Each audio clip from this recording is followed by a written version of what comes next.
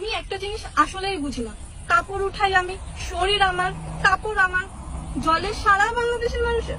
হায় আল্লাহ, তুই বেপরদা নারী, তুই যা পারস দুনিয়ায় বুঝ করে লো। আরো বেড়া দেখা, আমার কথা ডাইরেক্ট।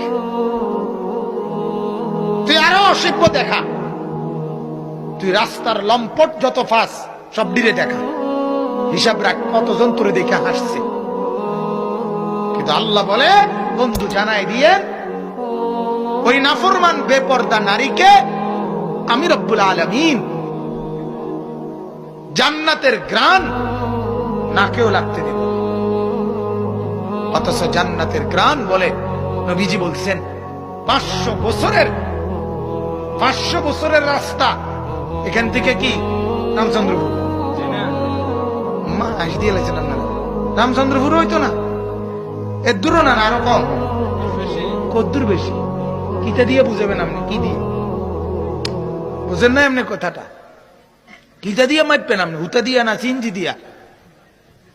সিনজি দিয়া মাপবেন না অটো দিয়া মাপবেন? কিটা দিয়ে মাপবেন?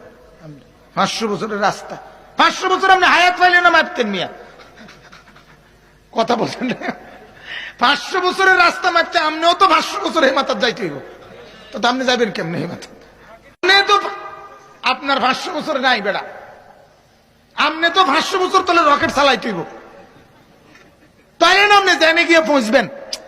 বুঝছেন না আপনি কথাটা? ঠিক আছে, আপনি রকেট দিয়ে চালাইলেন, কিন্তু 500 বছর তো কি করতে হইব আপনার চালাইতে হইব। যাই হোক, বুঝাইলাম আর কি।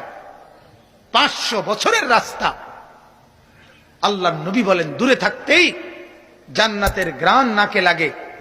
নাফরমান বেপর্দা নারী সেই ঘ্রাণটুকুও পাবে না। এটা আল্লাহর আত্মমর্যাদা, গায়রত। আল্লাহ বলে, দেব না তোর। আমার জান্নাত এত সস্তা না, আমি তোর মতো নাফরমান মহিলাকে আমার জান্নাতের ঘ্রাণও লাগতে দিব না।